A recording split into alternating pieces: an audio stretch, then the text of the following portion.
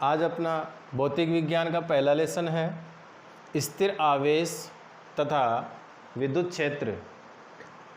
अब यहाँ पर इस चैप्टर को अपन दो भागों में बांटते हैं, जिसमें पहला हो गया स्थिर आवेश या आवेश, और जो दूसरा भाग है इसका वो हो गया आपके विद्युत क्षेत्र। तो सबसे पहले अपन आवेश के बारे में बात करते हैं कि आवेश क्या है। तो यहाँ पर बात करते हैं अपन विद्युत आवेश। देखिए, विद्युत आवेश किसी पदार्थ का गुण है, किसी पदार्थ का वह गुण जिसके कारण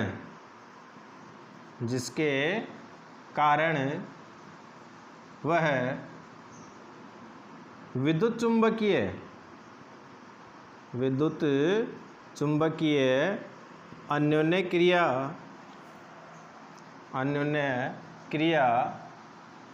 करता है। यानी विद्युत आवेश क्या हो गया? विद्युत आवेश किसी पदार्थ का गुण है और इस गुण के कारण वो क्या करता है? विद्युत चुंबकीय अन्योन्य क्रिया करता है। अब यहाँ से अपन आवेश के प्रकारों में जाते हैं। तो अपन ने आवेश को दो भागों में बांटा है। इसका जो वर्गीकरण करा अपन ने वो दो प्रकार से करा है। पहला वर्गीकरण करा है अपन ने प्रकृति के आधार पर, और जो दूसरा अपन ने वर्गीकरण करा है वो करा है गति के आधार पर। तो प्रकृति के आधार पर भी आवेशों को दो भागों में बांटा गया है। पहला हो गया धनात्मक आवेश और दूसरा हो गया ऋणात्मक आवेश।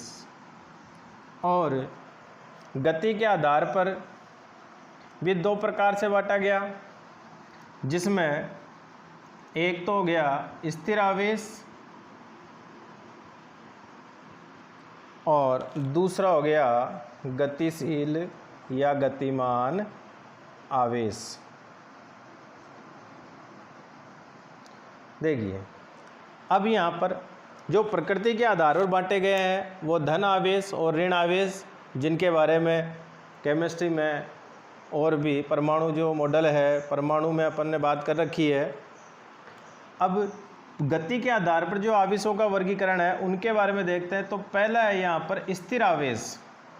तो स्थिर आवेश द्वारा कौन सा क्षेत्र उत्पन्न होता है उस पर अपन बात करते हैं। तो स्थिर आवेश केवल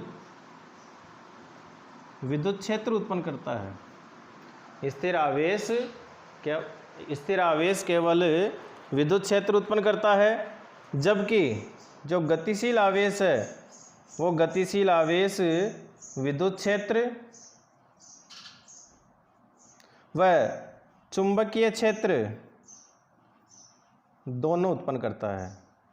तो स्थिर आवेश तो केवल विद्युत क्षेत्र उत्पन्न करेगा, जबकि जो गतिशील आवेश है वो विद्युत क्षेत्र और चुंबकीय क्षेत्र दोनों उत्पन्न करेगा। अब यहाँ पर गतिशील आवेश के बारे में अपन बात करते हैं कि आवेश की गति कैसी है।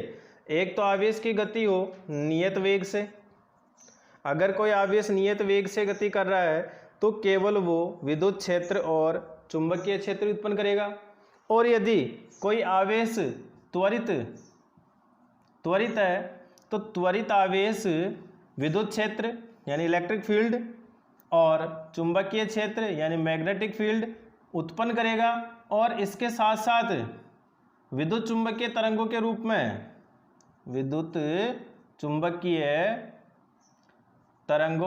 में ऊर्जा का उत्सर्जन भी करेगा। तो जो नियत वेग से गतिशील आवेश है वो केवल क्षेत्र उत्पन्न करेगा, विद्युत क्षेत्र और चुंबकीय क्षेत्र, जबकि जो त्वरित आवेश है वो विद्युत क्षेत्र और चुंबकीय क्षेत्र उत्पन्न करेगा और इसके साथ साथ विद्युत चुंबकीय तरंगों के रूप में ऊर्जा का उत्सर्जन भी करेगा। अब यहाँ पर जो आवेश है कौन सा? स्थिर आवेश। स्थिर आवेश द्वारा या स्थिर आवेश के जो बल क्षेत्र हैं, स्थिर आवेश की जो घटनाएं हैं उसको भौतिक विज्ञान की कौन सी शाखा में पढ़ा जाता है, इसके बारे में भी अपन बात कर लेते हैं। तो स्थिर आवेश की जो घटनाएं हैं, स्थिर आवेश की जो घटनाएं हैं उसे भौतिक विज्ञान की जो शाखा है स्थिर वैद्युत की, भौतिक विज्ञान की शाखा है कौन सी, स्थिर वैद्युत की, उस स्थिर वैद्युत की में अध्ययन किया जाता है किसका, स्थिर आवेश के द्वारा उत्पन्न घटनाएं या जो बल क्षेत्र होता है। तो स्थिर वैद्युत की भौतिक